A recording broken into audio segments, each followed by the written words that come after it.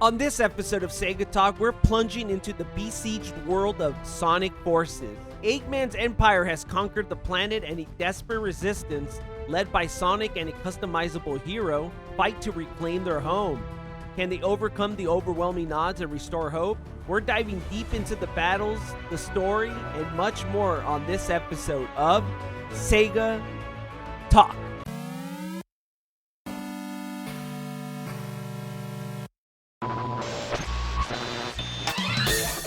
Sega Bits presents Sega Talk, a podcast talking all things Sega! With your hosts, George and Barry. Look, it's a giant talking egg. I'm not talking to you. I'm talking to the master here. Say what? Hello, and welcome to Sega Talk, episode 162. I'm your host, George, and with me is the star to my force, Barry. Oh, hello. Hi. Because it's like Star Welcome. Wars or Force Star. I don't know how that goes. I the- forgot all the lore.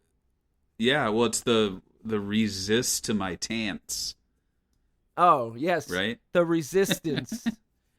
Because today we're going to be talking about, obviously, Sonic Forces. You obviously saw the title. You guys, I'm surprised you guys even clicked on this episode. If I saw Sonic Forces, I'd be like, yeah, I'm moving on to something else. No, I'm joking. Actually, I think there's a lot of interesting stuff, and when I did these notes, I was actually surprised at a lot of the stuff that Sonic Team threw at this game. So we'll be talking about that. But first, you want to plug the Patreon?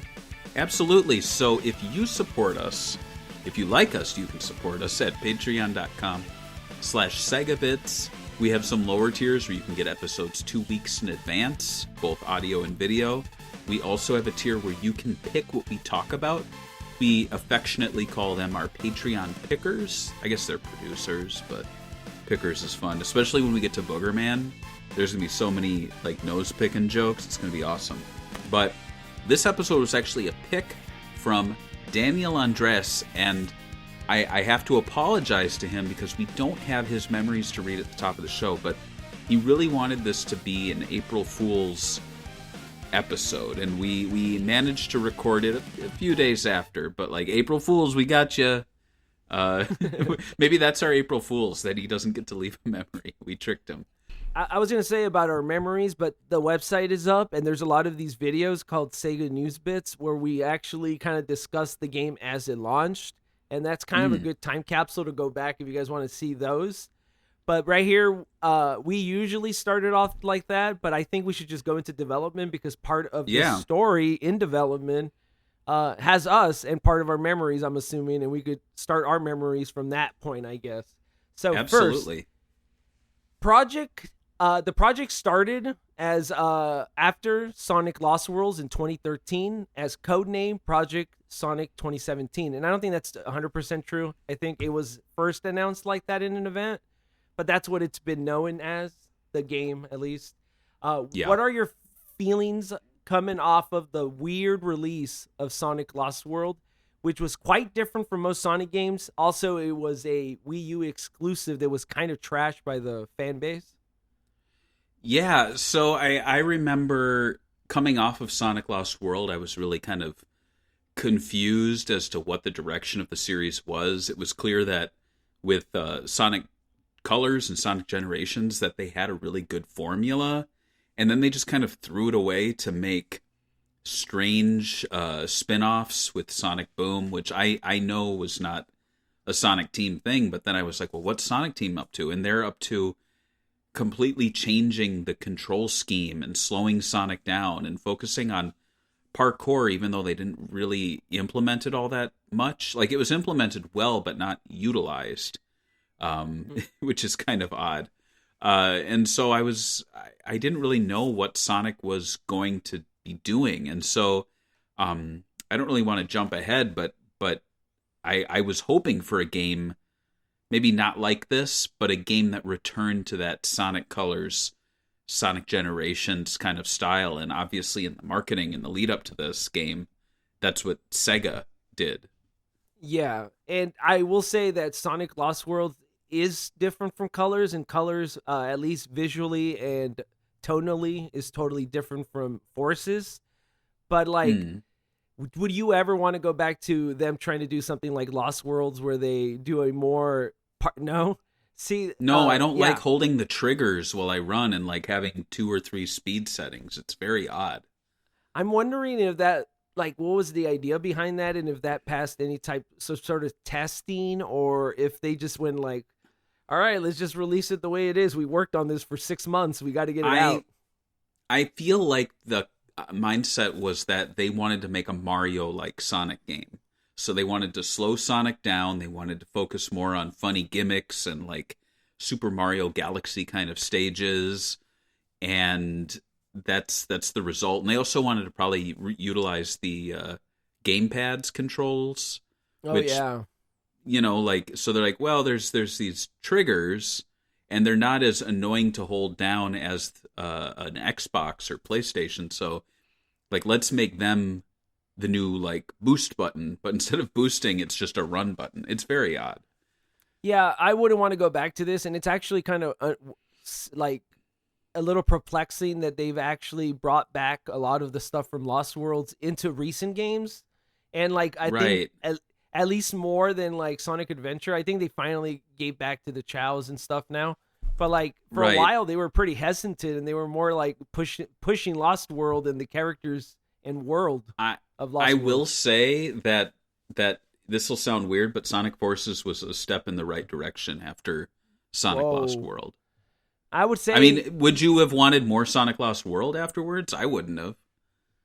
No, I think you're right. I mean, even though I do think it was a great product overall, it was at least a boost game. Yeah, I think exactly. It just needed more content and more work and love, I think. But yeah, as you can see, Sonic Team started with a heads up with an ample 4 years of work on their big project, Sonic 2017 masterpiece.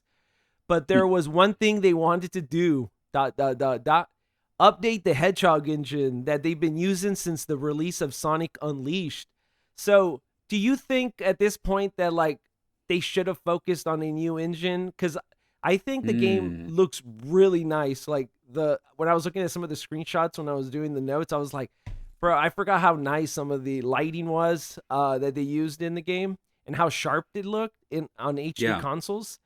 So, do you think it was like well worth it just to have that engine already created, even though the game suffered for it? Yeah, I thought it was actually a very good looking game. I mean, the mere fact that Sonic X Shadow Generations returns to the opening stage and it just looks fantastic says a lot. I love the art direction behind this game, so I think it really does shine with the Hedgehog Engine, but we'll get into why it doesn't shine, I'm sure. I'm sure. Well, we are, but obviously the work they had to create was the foundation for future Sonic games and was starting during this time. The Hedgehog Engine 2 will go on to power games like Sonic Frontiers and obviously the new X generation. The new Sonic X Generations, if you see the Sonic 1 engine and you play the Sonic portions of Sonic Generations X Shadow, and then the Shadow, you could tell the Shadow portions, you could tell the Hedgehog Engine 1 and 2, the lighting's totally different. It's way nicer on the Shadow. So we have one photo here that I found online that shows the comparison of the lighting between 1 and 2 engines. And to us, it doesn't seem that much, but you start seeing, obviously, more realistic lighting and more detail. And you think that's a big difference? I mean, I don't think it's that when you see it like this, it doesn't seem like a big difference. But I think the product itself, when you actually play Forces and then go back to Generations, it does make a big difference, the lighting. Here, it's kind of hard to tell. Yeah. I mean, we're getting into that area now of video game graphics where you have to do a side-by-side to really see that. Like back in the day, I didn't need a side-by-side to know what an N64 and Dreamcast game looked like in comparison. I was like, I get it. But now it's like, oh, do you see the bloom lighting? Do you see that? Do you see that the fire actually makes the shadows here? And I'm like, I do, but it doesn't, I don't. That's why like when I watch the Digital Foundry videos and they're like, they're like, by our money, you need to get the Xbox Series X if you want the best looking Sonic Frontiers. But then they're like, but the PlayStation 4 one looks great. And I'm like, yeah, I'm fine with PS4. I don't need to go all out. I don't need to see Sonic's reflection like in metal. I don't care. I was about to say that like one of the best things they did do on here, because they used the actual art style to show it off, was when the rockets are passing by and you see the lighting in real time, like kind of hit in a split second because you're going so fast, of course. But it's just like that little effect is actually really impressive that they did in this game. And I give them a lot of credit because it kind of gives it that Pixar look or feel, that real time lighting, because it's kind of already blending to an animation standpoint, because you could tell a video game because the little things like that, like when you watch a Toy Story movie, the reflections are actually really ridiculous and you notice them, and it's crazy that a game could run it at the frame rate that they did. So I think the engine's actually a really good engine from what I've seen, and it also ran at 60 frames per second finally on one game. So I was kind of impressed by that. But let's talk about the ordeal of working on a brand new engine. Was that it was being developed alone with creating a new game. So having to make a game on top of the engine actually screwed up Sonic Team's workflow. Not that I think they even had that great of a workflow to begin with. So that meant that there was a big period of trial and error during the whole first year of development while they worked on the engine and tried to work on their game. While Sonic Forces debuted on, at the time, in new consoles like the PlayStation 4, the Xbox One, and the Nintendo Switch, it actually had it was actually started as a PS3 game and a 360 game, but they had to move it up because they took so long on their work, and they said that they made the game of a grander scope. But do you think Sonic Forces, outside of like the new engine and the crisper graphics, was too big to run on the Hedgehog Engine 1 on PS3 360? I don't think the game itself was too big, but I definitely think graphically it makes sense to make the jump. I also feel like Xbox 360, I look at my shelf over there, and they had so many Sonic games. So I think it was a good point to end at where they did. Where did they end at? Was it Sonic Generations on the 360? Because after that it was for the Engine 1? No, just for main series titles like this. Oh, I have no idea. I think it was Generations, because after that, it was Lost World, and that was Wii U exclusive. And so, like, yeah, Xbox and PlayStation owners, they really had to wait a while until Sonic returned. So, yeah, I think it was a good moment to do that. I think, if anything, it was Sonic Lost World that threw a wrench in everything, because I think that game should have been ported to 360 and PS3. I think it could have ran. Obviously, it wouldn't have looked as nice. I don't think the game's like doing anything that's too extreme, but I think maybe they thought the scope was building the engine because, like, how long did that take? Probably. I think that's what most of the work went into. But at the time, at the same time, Sonic Team was cranking out a new engine and trying to make a follow up to the 3D universe. Christian Whitehead and Pagoda West Games and Headcanon were teaming up to bring back classic Sonic with their comeback title Sonic Mania. Not a Sonic Generations type, but a faithful to the original classics on the Sega Genesis and Mega Drive. At the time, Sega, especially the marketing department, wanted to synergize this moment by offering two products to two different Sonic fan bases. I think they intersect quite a bit, to be honest. But yeah, one of those Sonic retro form dwellers can now shout about how those ones that shouted about how crappy the Sonic Generations now finally got their brand new game, and the people that like 3D modern games got a brand new dark, kind of broody Sonic Adventure 2 type game. Is this one of the best Sonic Team and Sega marketing ideas ever for an anniversary event, or at least as long as we've been writing? I think so. Maybe second only to Sonic Adventure 2, but I think this is a lot more ambitious to have two titles that at the time when they revealed it, they did not say that they tied together.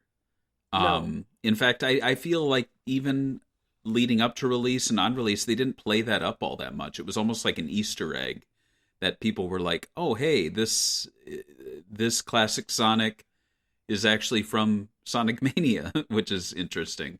I think it was kind of hard to market it when then they would have told you the ending of Mania, which is that I don't know if you put it in the over. notes, but the one tie-in was the big box. Remember that? And there was a metal card that was initially going to be the download code, but I think they figured out they couldn't print it on the metal card, so they just put a metal card in there. And Aaron Weber was saying on the back they put a hidden message that said "Fun is infinite." So that was their little like hint, and I remember at the time I was like, "Infinite," and then when I saw "Infinite," I was like, "Oh, okay, I guess I get it." So that actually leads us directly into the next bit.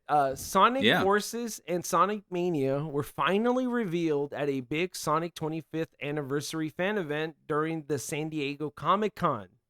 And why don't you tell people about that event and how you got to that event and actually enjoyed the reveal of one classic Sonic game and one that we're forced to talk about. Yeah, well, you were there too, but yeah, but I wanted you to start your side of the story first. Yeah, so I just remember at the time it was very tricky to get like to fan events for Sonic. They had so few of them. Then when they announced this one, I honestly was kind of afraid that it would only be like industry insiders and like influencers, which unfortunately that's what they do now. You know, they have huge Yakuza events. And I think there was only one fan event that I know of, but everything else, it's like, oh, we rented out a pirate ship and we invited influencers. And I'm like, where was our invite, dude? But in any case, pirate ship would be sick. Yeah, but for any case, for this one though, there was it was a ticketed event. Fans could physically go. There was a lot of stuff to do. Now I know it is infamous for the stream being of poor quality. But I have to say, I have zero memory of that, nor does that stream play in any part of how I remember the event. Because if you were there and you got in line early, it didn't affect you in the slightest. I remember in the days after, people were like, stream and the sound and this and that. And I'm like, I'm not part of this conversation. I'm an elite, true Sonic fan who was there. So, how was your travel to there? Any problems? Everything went smoothly? Because that's the worst part. You're cross country, right? Almost, basically.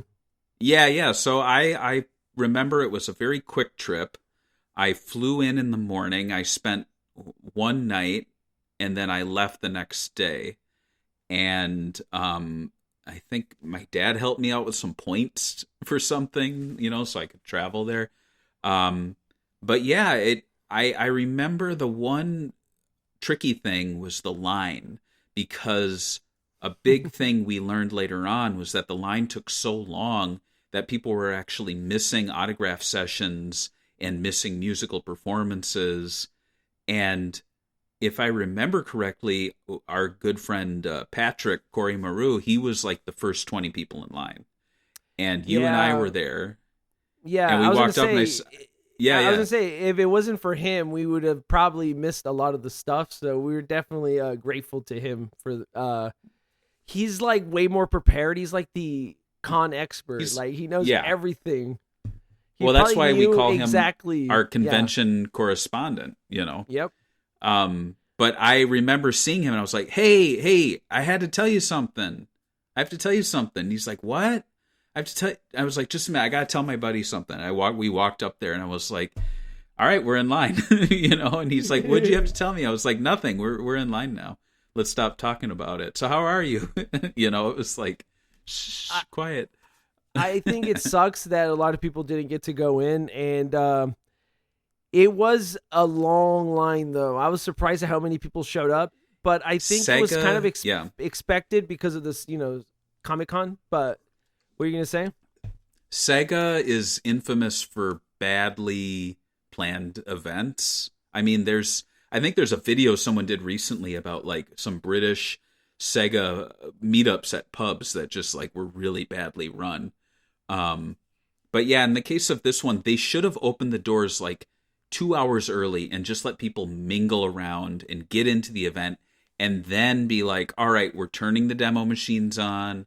We're bringing out the guests and everything. Like, have the thing be a ghost town inside for a good hour and a half. Like concerts. Like what the way this worked, it was almost like if you went to a Taylor Swift concert, but she got on stage as soon as the doors opened, and then you're like, oh shit, I got to get my seat. I got to get situated, and then you're like finally in, and you're like, oh man, it took me an hour to get in, and they're like, yeah, she's got 20 minutes left. Do you remember the venue it was at? I do. Wasn't it a Hard Rock? Oh, yeah, and they had a nice stage. The drinking, they only gave you one drink though, right? When you walked with your ticket, right? Right, yeah, drink tokens, food tokens. I actually posted a picture the other day of the chili dog. Oh yeah. But yeah, and then I think I got a vodka martini or something. I wanted They also to be had an like adult. some exclusive merch. I think they were still doing the Sonic Boom stuff. They had the yes comic book for the Mega Drive issue So that when never you- finished, right? Right, so when you entered, you got a gift bag, which I don't have the bag handy. It's somewhere here. Oh, I have my hat. Here, let me see if I can grab it. Oh yeah, they Actually gave a have it. hat, like a USB drive. Oh yeah, that's the I one have without the a bunch top. of hats. Yes. But anyway, yeah, like this hat's nice. It's a really nice hat. And you got a USB drive, which little to our knowledge had Sonic Mania music on it. Yeah. And it also came with an exclusive comic for the that, like you mentioned, it's a Archie like one shot that turned into a trilogy that was canceled before the third one. And Tyson Hess illustrated it, and he was there that night, so he was signing it, which was awesome. But yeah, and then there was exclusive merch at a store which sold out very quickly. I think I managed to buy the egg. No, I don't think I bought anything. But the gift bag did come with a random stuffy from Sonic Boom. Who did you get? Eggman. That's the one I wanted. I got Sonic. Yeah. I think I have it somewhere here too. But anyway, when we showed up to the event, it was like empty. We were like the first 20 people in. So we immediately beelined for the demo stations, I remember. Mm-hmm. And I think we missed the autograph session with Azuka, and I'm blanking on his name, but I think he's the Arzest guy, or the creator of Metal Sonic. I forgot who I'm thinking of. But yeah, that was cool to play Fire and Ice. Mm-hmm.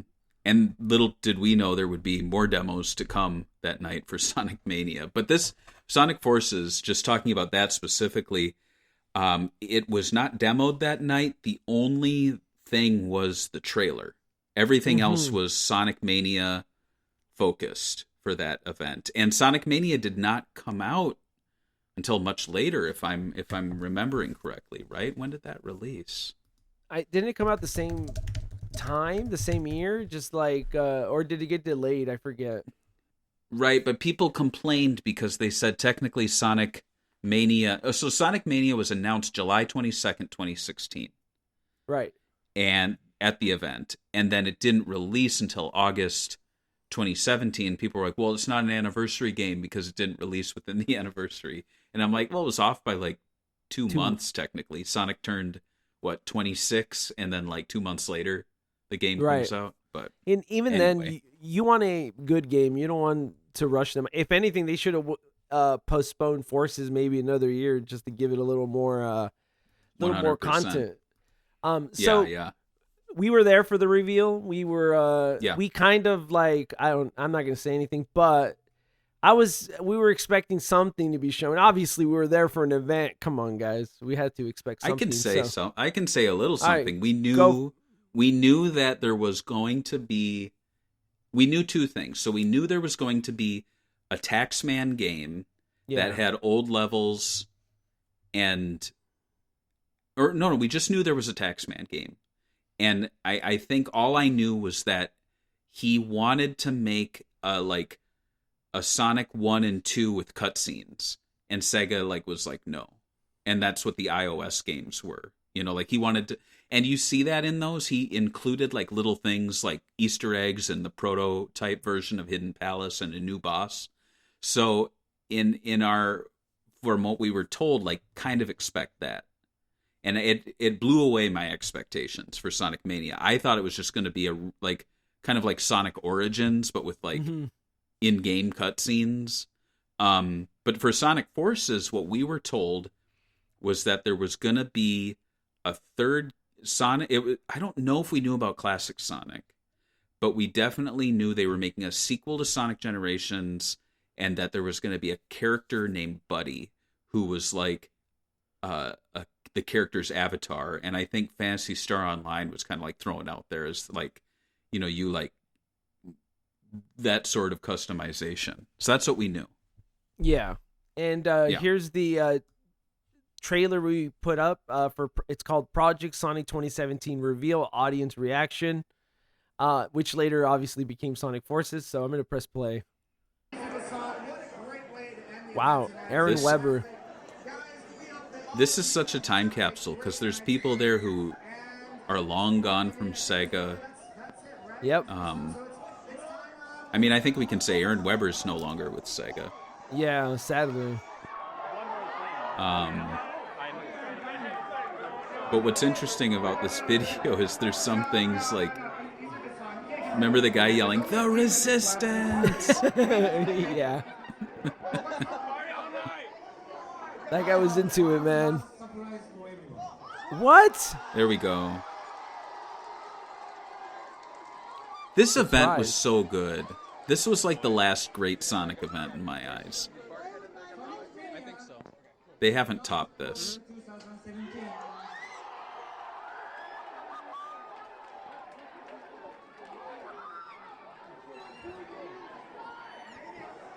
Yeah, people were super hyped here. The energy in the room was pretty crazy for this whole trailer.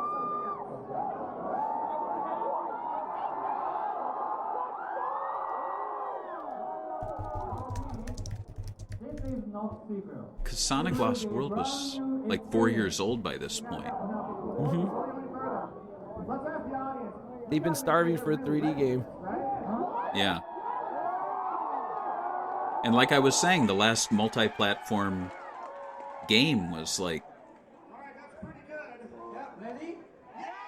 Ready? I love him. He's so funny. Oh man, I'm kind of getting hyped again. It's gonna be a good game. I can tell. Oh my god, the ratings! Sega logo. Sonic Colors Generation. They're already hyped. They knew what they were doing here though. Sonic Lost World they just ignored. Smart. And I remember thinking Knuckles Chaotix when I saw this.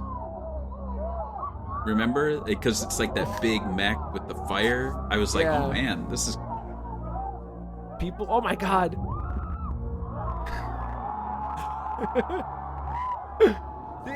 That's Sonic. Him. In a Sonic event? What? I love it. This is pretty hype. I'm getting hyped for this game. It's gonna be sick. How sick it looks. What? But even heroes need help. Wait, what are you talking? No! I like that it was kind of like a Fast and the Furious. Even Vin Diesel needs a family. But remember, there was no Buddy. It was just Sonic Generations 2, basically. Which says kind of I don't know if it says a lot, but it is one of the most, like, I guess when we get to the buddy, we'll talk more, but like, Yeah. it is the most like in-depth part of the game. Like they put a lot of effort into it. You could tell when you play the game, into the avatar and the gameplay styles and the updating and the way they design levels so it could work with the avatar's different styles. So, do you remember what was running through your head when you saw that trailer? Like, what did you think this game would be, or why did you think Classic Sonic was back? What did you think the context was? I didn't think there was any context outside of they knew. Personally, I just thought, oh, people like Sonic Generations, so they thought we need to put Classic Sonic again. We already did it before, so that was just my thinking at the time. I thought they was gonna go for more for a Sonic 06 because that's what the vibe was at first. Like they're gonna retry to do a Sonic 06 type, like more grim, dark, realistic look, but then I saw Classic Sonic, so I'm like, there's no way that this is going to be a realistic game at this point, because now you have two Sonics, and one's literally from an old universe that's cartoony. But yeah, what do you think? Well, for me, like I said, initially when I first saw that, like, fire and everything, I was like, my mind went to that Knuckles Chaotix boss fight with Metal Sonic when he became all big and red. But I was like, that's obviously not what this is, but it's clear that, like, Eggman won or something really bad happened. And then as the trailer went on, I was like, this looks pretty cool. Obviously it's a cutscene or a CG, so it's like it's not really indicative of what the game would be. And then when Classic Sonic came back, I think I was both excited because I was like, well, if this game's going to be like Generations 2 gameplay wise, then I think we got something great. But I was also thinking this is the team that made Lost World, so can they recapture that magic like 6 years later? And then the other thing was that like you maybe, I was like, this is clearly because they knew it was a hit and they're just returning to the well. Mm-hmm. You know, and it's like, it's kind of like when Hugh Jackman keeps coming back as a Wolverine. Like you're excited to see him again, but you're also kind of like, this kind of ruins the impact of the last time he was back, you know? Right. But then I didn't know how it. Yeah. I say you still go watch it, and at least for Hugh Jackman, I think it worked out well for him. I think he made like $1 billion in them box office. Right. Sometimes it works out. But for this, like with Classic Sonic, it was kind of like in my head, I was like, are they gonna like find a way for him to time travel? Like, what is the thought process behind, like, story wise? What is this? And so I think it really was kind of like, I'm thinking this is going to be Sonic Generations 2, but with all new stages and no throwbacks. And I think I kind of nailed it. I think I'm pretty close to what it was. And I will say about Classic Sonic, I also think the merch did a lot more. They sold a lot more merch than they ever thought they would for the character. Yeah. I think because they were trying to do a whole 25th anniversary classic throwback. I think that might have been another thing that could have gotten them to be like, well, and then also, you know, fan feedback also, obviously, like, even though Generations was at this point, like you said, the most well received by fans. I think they talked about it for years. I think people still talk about They literally just re-released it last year. Right, and you brought something up there because I remember in my head I was like, well, it makes sense to bring him back because it's an anniversary game. But are we really going to expect every anniversary game to be Classic Sonic coming back as a cameo? Like, I hope this doesn't happen every 5 years, you know? And it hasn't. Right. I love Classic Sonic, but I actually prefer the Mania and Superstars route where he's his own game, fully 2D. Yeah. So, not surprising, Sonic Team had a really rough development cycle, and according to Famitsu, they only really began active development in 2016, meaning like at the event, probably. That's probably why they didn't have a demo. Meaning that they only really worked on the game we called Sonic Forces for a year. I'll admit, some of the stuff is impressive, but once you get into its shorter length, bad narrative, and repetitive levels, it kind of makes sense. In my opinion, Sonic Team was stuck between a rock and a hard place because Sega and their marketing team had these massive plans for its launch.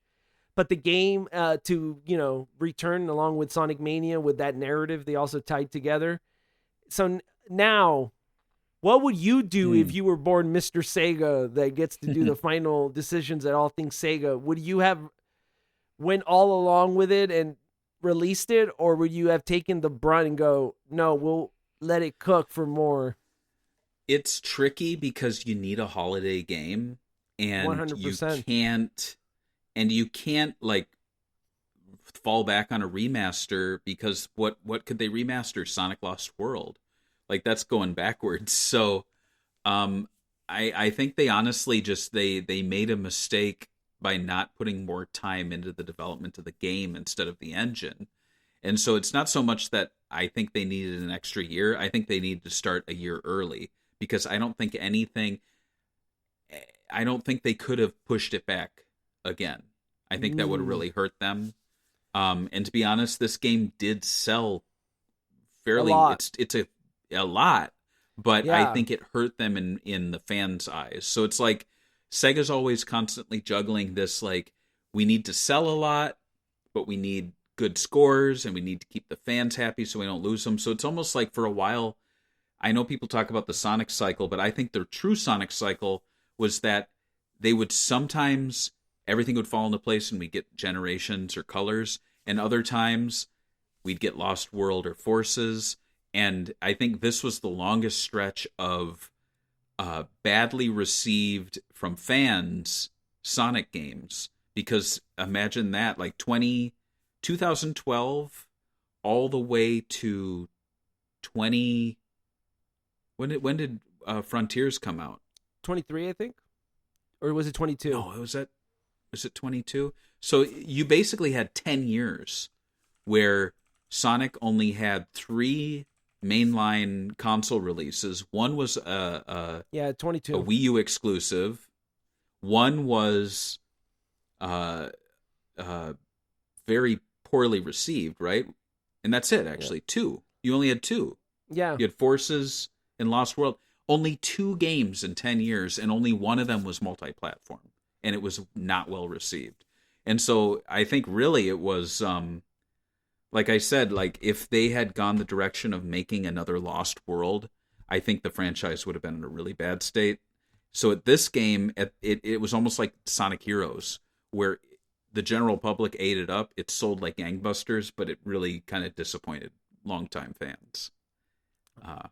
I will. My decision, I would have released it probably, like you said, but I think they kind of knew it wasn't going to be that great because it was already discounted. It was like a $40 game, I think, if I remember correctly. It was cheap. Let me see if mine has my. Sometimes I put the receipt. Receipts. I didn't do it for this one. I did it for Transform just because I was like, wow, this game's cheap. I will say that. So they already knew that. I think they knew they did. I think Sonic Frontiers also has kind of the same problems, but I think they did everything correctly where like what they focused on was actually well received, the open world. In this one, they tried to go with the Avatar and they put a lot of effort into that, and people don't really care about the Avatar. No one's screaming to bring back the Avatar. So Right. I think they misplaced their time on the wrong thing. And but with Sonic Frontiers, they did the whole 1 year updates. So they started fixing things over, and they gave out a roadmap. They should have done the same thing with this game. I know they did the Shadow stuff, but it was like released like a month after, and then they forgot about the game. So they should have, or I think it launched kind of around the same time, but they should have just gave At a the same roadmap. time, it was a pack-in. Yeah. So they should have kind of done a roadmap and says we promise we'll fix these issues, and then have like a roadmap where like every update will have like new tracks, little extras, at least to keep them at least to give them something down the road. I think that would have been like a good middle ground. I think Sonic Frontiers probably handled it better. But here's a fun fact. An early Japanese Sonic Forces script leaked onto Reddit in 2018. The working title at the time was Sonic Wars. Are you surprised about that one? No, I like the name. What would you rather, like, when you saw Sonic Forces, did you right away think Star Wars? Because I did right away, to be honest with you. It was the Resistance thing, because just a year before The Force Awakens came out, and the Rebellion was called the Resistance for that trilogy. And I also, not to get political, but this was 1 year into you-know-who's first term. So there was like a lot of like resistance, like join the resistance and the squad and all that. And I'm like, oh, this kind of feels Sonic going political. Not that like, but Oh, imagine that. Oh, could you imagine if the plot of the game was the president from Sonic Adventure 2? Like Sonic was like going after to get rid of him. Like that would be that was the resistance. Sonic's I like, we got to mean, take the president down. I will That say, would have been a better game than this. I would have loved it if the president from Sonic Adventure 2 came back in Sonic Forces as like the villain. That I would will have been say, great. I guess Sonic is a little political and always has been. I mean, Yeah, I don't find recycling to be political or that kind of stuff, or it's uh, not. No, So, but people make it in America, so I guess Sonic is political technically just because of that. I don't think it should be political, but it's politicized because of government programs and government spending to like make things better. But the fact that making things better is political is ridiculous. agreed. Story though, let's talk a little All bit about right. story about Sonic Forces. That's probably an important aspect of this game. Maybe, I don't know. We'll see. In Sonic Forces, Dr. Eggman, with the aid of the powerful new villain named Infinite, successfully conquered most of the world. With Sonic captured, Resistance forms, including classic Sonic and a customizable hero known as the Rookie. The story follows their efforts to liberate the world, rescue Sonic, and defeat Eggman and Infinite, involving battles across various landscapes and confrontations with familiar Sonic villains. On Sounds paper, great. I'm in. sounds Yeah. amazing. So let's talk about some of the characters that we got to play as on this game. You might remember this guy right here. Have you ever heard of a guy named Modern Sonic? Modern Weird name. Sonic, I think he came out in 1998, and we're still calling him Modern Sonic to this day. I called him just so I could know, so we could differentiate I know. him. I know you hate it though, but in Sonic I don't Forces, hate it. I think it's funny. in Sonic Forces, Modern Sonic is a key figure in the resistance against Eggman's conquest. After a devastating initial defeat and capture, he's presumably dead, but eventually escapes. He then rejoins the fight, inspiring the resistance, working alongside the Avatar and classic Sonic. His story arc focuses on overcoming the psychological impact of his defeat. Is it? I don't know. Regaining his confidence and leading the charge to liberate the world from Eggman and Infinite's control. Story-wise, how do you think they utilize Modern Sonic in the story, especially with the whole dark tone? I'll tell you what I think after. Yeah, I think it's wild that they opened the game by saying that Sonic was in prison for 6 months on the Death Egg. Like, it It's was a crazy. weird return. It was a So weird crazy. return to that, like, kind of like a little too realisticness that they had in Sonic Adventure 2 where Sonic got arrested. Like, remember at the time, this was coming off of Sonic Adventure, which was a very fantastical game. It wasn't really grounded. And then all of a sudden Sonic Adventure 2 comes out and it's like, oh, there's a president and Sonic was arrested and like he was going to go to a military jail. And you're Dude, like, wait. my favorite what? part is when And he so escapes, yeah. how he escapes when he just goes, wow, see ya, bye, I'm out of here. And he just Well, takes that's off. what's- That's the best. And that's the thing with this game, they have that equally like Sonic's been imprisoned for 6 months, but he retains that like goofy quirkiness, so it doesn't Yes. really work. One thing I will say that works with Frontiers is the story is very somber and the characterization matches that. Like the tone is consistent, but here it's like the world's been defeated. Sonic's been in prison. He's like, I'm out of here. Let's do this. And you're like, really? The Okay. Yeah. But yeah, so I don't know, it kind of reminded me of Die Another Day. If you remember that movie where James Bond's like in prison in the beginning and he's been like in prison for probably 6 months and he grows a beard. You think that's and then like he's James Bond in this? right, but then you think the whole movie's going to be about like Bond dealing with the trauma of being tortured for months and being in prison. And then like within the first 30 minutes he's like vodka martini, shaken not stirred. You're like, "Oh, he hasn't changed." And But yeah, that's me. I was gonna say my thing with it is that like he doesn't really like after he comes out of prison, it's almost like it never happened. He just moves on to the defeating Eggman. So there's nothing like that. I think people do suffer psychological drama when they go into prison. So I think it's like a heavy topic, and it's kind of weird to see a like Mickey Mouse type character. Like it's almost like when South Park always uses Mickey Mouse to be Mickey Mouse in really serious moments when he does dark stuff with his very goofy voice. And it's basically watching them like, oh yeah, this is a real issue, right? And then they're like, but we're doing it with Sonic. I'm like, maybe this is not the right format and game to talk about psychological trauma of being in prison for 6 months, in my opinion. Right, but exactly. So it's just kind of a weird thing. But outside of that, I guess he was fine. He really did at first. I thought he was going to be a side character, but he basically is the main character in the end. So it's kind of this weird tonal change where like when you start, it feels like the avatar is supposed to be the one that's going to be the hero, but it really is not it. So there's this weird who shares the spotlight, and it's really like we saw the debut trailer. Modern Sonic's the real star.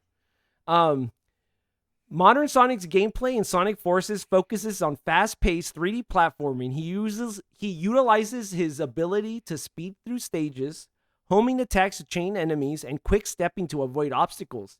His level emphasize movement and speed with a mix of linear and slightly branching paths, often featuring scripted sequences and quick-time events to enhance the sense of speed and action. The only new gameplay that I can recall was the tag team thing they used with the Avatar character. So this is mostly like bread and butter modern boost gameplay. So I thought the gameplay was fine. I thought that maybe the levels were repetitive. So to me, Modern Sonic was fun to play as if you like those fast gameplays. Just wish it had more variety of levels with different things. But what's your take on this boost, boy? I mean, I think we'll see it with Modern Sonic, and overall, this game just has really poor level design. Not bad, but just boring. It's clear, too, because I think there's only 2 level designers for the game in the credits, compared to, I don't know how many for Generations, but more than 2. And this game, just the stages themselves play like, and I say this as someone who loves smartphone games, but it plays like a smartphone game. They just feel so short and small and very like, not ill thought out, but very just like they have the main path and that's what it sticks to. And actually Sonic 4 episode 1 and 2 follow that too, where it's like, oh, are there multiple branching paths? Yeah, you go down this bit, but then you go right back up to the main path again, or those aren't real, like, it's right? just, no. Yeah. And so as far as how he plays, it basically is kind of like Generations, but he's missing a few things like that skidding thing that he can do. Yeah. I always really like that. They got rid of that. I don't know what they replaced it with, but I remember the avatar has like a hook. Yeah. Remember that? And it's very badly animated. It looks like the CG model or the 3D model like froze. And I actually thought it was a glitch at first. I thought like the character was running and then he stopped and was like sliding, and I was like, "Oh, that's animation." But yeah. So that's what I got to say about it. It does, I will say positively, is that when you pick up the controller, if you remember Generations, you're going to fall into it pretty quickly, minus a few missing control things. Yeah. The next guy is a very mad Classic Sonic. Classic Sonic arrives in the modern Sonic world due to the distortions caused by Infinite's power stemming from the events of Sonic Mania. Plot spoilers. He joins the Resistance, lending his classic 2D platforming skills to the fight against Eggman and Infinite. While he doesn't have a deep character-driven arc, his presence serves a way to connect 2 eras of Sonic gameplay, provide nostalgic gameplay experience, as well as a narrative link between the events of Sonic Mania. He ultimately returns to his own timeline after the conflict is resolved.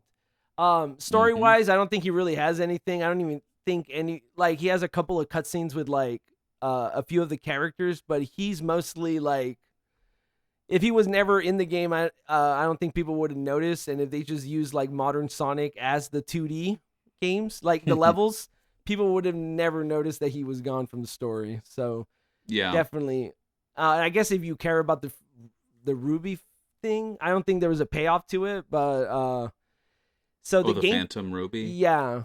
So the gameplay, classic Sonic's gameplay in Sonic Forces is a throwback to the 2D roots.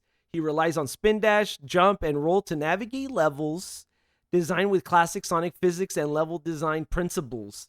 I guess his stages emphasize precise platforming, momentum-based movement, and exploration, offering distinct contrast to modern Sonic's high-speed boost gameplay.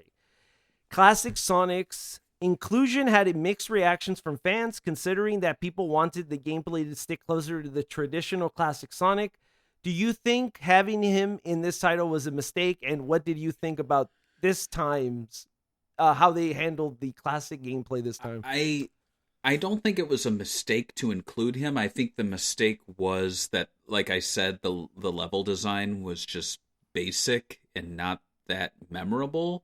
And also, you know, like, what's really weird about him story-wise, like you said, he plays little part. And it really, coming off of Generations, as much as I like Generations, I feel like there were a lot of missed opportunities for more interaction between classic Sonic and modern, and like dialogue, like let him talk. I don't understand. I understand why they make him silent, but this is like, as a kid of the 90s, like, Sonic talked. He's right there. Jaleel White. I don't know if Jaleel White would have been the right voice to bring in. If anything, I think they should have had Roger Craig Smith attempt a younger voice, because if Eggman, classic Eggman, could talk in Generations, and I think even classic Tails talked in Generations, why is he couldn't mute? Sonic? Why is he mute? It's weird. And in this game, I feel like for the story they're telling and the setting, I think he should have spoke. And I think they should have had like some cool scenes between the two of them, because you don't get it that much. So throw the fans a bone. Unfortunately, you know, like, I think it wasn't until Ian Flynn came on as the writer for the games that he probably would have pushed for something right like that. But yeah, so It could have drove in the narrative about how the Crystal and Infinite ties into the Mania plot, because like no one else can tell that story besides classic Sonic that was there. Right, and as we talked about, like it was alluded to. It wasn't really overtly said. And I remember fans at the time were like, "Oh, that's the gem from Mania. Oh, it's making the same sound. Okay, I guess that's him." And then you're like, "Oh, he did the same pose. Oh, okay, I get it. Yeah, all right, cool." But they didn't, like, the fact that, and I'm holding it here, the Super Monkey Ball, Banana Blitz HD, and Sonic Forces, 2 games in 1 pack. They couldn't have done Sonic Mania and Sonic Forces in 2 games in 1. Like, what a missed opportunity. Come on. Oh yeah. But hey, you get the Sonic Team and RGG Studio logos next to each other, which is kind of weird. It looks nice though. Yeah, it does look nice. Anyway. Let's talk about Avatar, aka Rookie.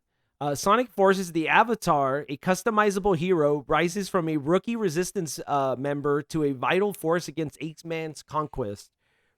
Recruited during Sonic's presumed death, the Avatar's journey centers on proving their worth and contributing unique Wispin weapons to the fight. They form a strong bond with modern Sonic, participating in tag team missions and play a crucial role in liberating the world. Their story is one of self-discovery and becoming a key hero, demonstrating that anyone, regardless of their background, can make a significant difference in the face of overwhelming odds. So, what do you think about the Avatar? And they put like shirts, customizable parts. They have like different gameplay mechanics, and it somehow works, but like no one actually cares about it. Like I've never heard anyone go like, "Bro, that crazy Avatar," compared to like Right. Sonic Frontiers, which the focus was the open world. Everyone talks about the open world being fun. What do you think about all that? I liked the Avatar. I think it's the one of the 3 I probably replay the most, because I feel like the first time I played through the game, I didn't really fully explore it and take advantage of it. So I feel like I'm missing something. And when I go back, I guess I'm not really missing too much. But I think the fact that they put their most of their effort into that makes me actually enjoy the Avatar second only to modern Sonic. And that's kind of wild that I would put classic Sonic like third between the three of them. But I like the idea of the Wispins. I think that's kind of a cool way to bring Wisps back into it. And if I'm recalling, this game does not have Wisp powers in the stages. That was only Colors and Lost World, right? As long as I remember, I think so, yes. But they use them in as weapon power, I guess, whatever that is. Right, but here they're weapons, which I thought was really interesting. I also really loved the Sega Avatar images. I don't know if you're going to share a picture of that DLC. Yeah, okay, we'll go through each one. But yeah, I mean, I think it was undercooked, but I think there was really something there. And it's definitely not something they've abandoned. Like on the new Sonic Channel website, you can make an avatar of yourself like this. And then in the IDW comics, the avatars populate the world. And I will say from my own, goings-ons on the internet, I looked it up. I to just be sure that people wouldn't fact check me, that I was the first person to call the wolf guy with the glasses Buddy the Wolf. And that's now become like a fan name for him. And then it was when that Sonic Forces comic came out, which we'll talk about in the files, they actually called him Buddy. So I'm like, all right, well, but creator of Buddy the Wolf's right here, and I'm going to sign autographs at the next Sonic event for the 35th anniversary. I'll wear this hat too. Don't I look like those guys at comic book convention? Like, hey, kid, what's your name? Come here. Yeah, I'm creator of Buddy the Wolf. I'm the inker for this. Sign that for you. Let me sign that. There you go. You never heard about him, the Avatar? Anyway. I created I basically coined the name. Here you go. Let's sign that. If anyone wants me to sign their Sonic Forces, I'll sign it. I'll say Buddy Creator.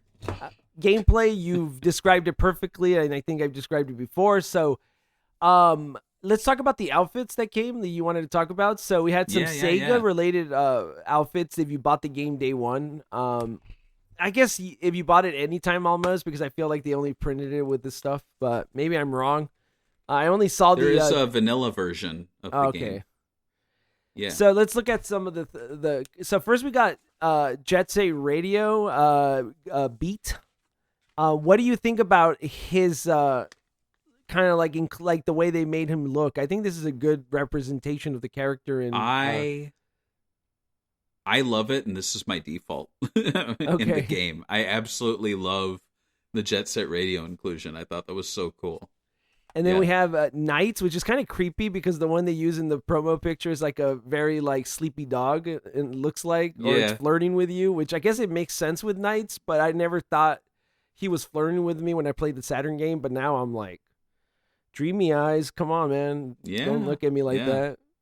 I from Monkey Ball, which is a popular character now because he has a lot of games recently, so he's an active Sega character now.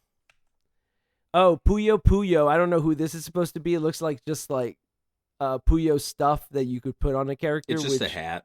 Yeah, the hat. Okay. It's funny because like if you put like one of the characters in here, nobody would know who they are in America. So Shadow, right? Which is funny because you could the Avatar dressing like Shadow is weird, kind of. Let's talk about our next character. That's a main character. Persona 5. Also I didn't put the picture. Yeah, Joker from Persona 5 also has a costume, and actually I think that's a really nice costume. And it's funny how popular Persona 5 is that someone at Sega wanted to have him represented in a Sonic game. That's crazy. Yeah, it's wild. I can't wait for my Angry Bird skin for the next Sonic game. Let's talk about Dr. Eggman. Oh. Dr. Eggman achieves his world domination in Sonic Forces by enlisting the aid of Infinite, whose reality warping powers combined with Eggman's massive robot army overwhelm Sonic and his allies, allowing Eggman to seize control. Personally, I felt that they could have done something new with Eggman here, but he seemed pretty much like kind of his generic self. I did think Yeah. that he would just make a big like theme park like colors, but I guess they already did that. So I thought that was his like motive. I didn't think he was just gonna trash everything for no reason. Like I just didn't understand what his end goal was in this game. It was just like, are you just being evil for being evil? I thought you wanted to have like a That's theme park. What's going on? that's a great point. Because I mean, coming off of the Sonic 3 movie, Robotnik's big thing in that is that he wants to rule the world, but he wants to keep it intact. And he doesn't even, I don't even know if he wants to rule it so much as he wants the world. He's kind of like Elon Musk. He wants them to respect him and like say, this guy's the genius that, and then with that would come the power. But with Gerald's like, no, let's destroy it. And he's like, but then if we destroy it, who's going to be there to like me? And Pretty so much. I think this, honestly, I never really thought about that in this game, but yeah, it is kind of out of Eggman's character to destroy so much. Right. Like it's kind of weird. I'm trying to think of another game where he did this much. In Sonic 3 he did burn down that forest. Yeah. How many of us haven't burned down a little forest or two? Right. But this is him like outright destroying a whole city, like a world. And so yeah, like I'm saying, like, and I think yeah, go on. I think this game they wanted to bring back Unleashed in the sense that instead of putting the world together, you were restoring areas and taking them over. And so I think in their mind, they're like, well, we don't want to go the Sonic CD route where it's like Bad Future, everything. Like, to be honest, Bad Future wasn't that bad. It just had a lot more metal. It's not as though he was like, Bad Future in Sonic CD was like, oh my God, he burned down Palm Tree Panic and like destroyed all the loop-de-loops. Like, he just put metal on top of them. So I thought when I played I'd the be game, interested to hear. Yeah, no, I just want to hear people's comments in the below because I've never heard someone talk about Eggman in Sonic Forces like this, and I think it is kind of an interesting discussion. And I will say though that like when I played the game, I thought in the end he was going to be a Ruby, like a fake fiction, and like Eggman was never here, and it was all Infinite that did all this stuff, and it would have made sense because Like he's Heroes. yeah, like he's like a hurt person that's like lashing out at the world. That would have made more sense, but like Eggman, like he never really explained his end goal. He just kept on going through the motions. So I always felt like maybe he wasn't the real Eggman at the time, but no, he Good was point. the real Eggman. But let's talk about Infinite. I think the most underutilized character. I'll read his little story here. Infinite's story in Sonic Forces centers around his obsession with power and a deep-seated resentment towards Sonic. Initially a mercenary known as the Ultimate Mercenary, he faced a humiliating defeat at Sonic's hands, shattering his ego. Or was it Shadow? Shadow's hands, yeah. This experience fuels his desire to become stronger, leading him to accept Eggman's offer of power via the Phantom Ruby. The Ruby grants him reality warping abilities, but also twists his mind, causing him to embrace nihilism and the belief that everyone is worthless. He becomes Eggman's enforcer, aiming to prove his superiority, inflict despair, and ultimately seeking to erase his past weakness by making everyone else feel it. He's driven by the need to prove he's not weak, and his story is tragic descent into madness fueled by wounded pride. And that's why I thought he was the one that did all this, because I mean, for his character, this is what your characterization of him.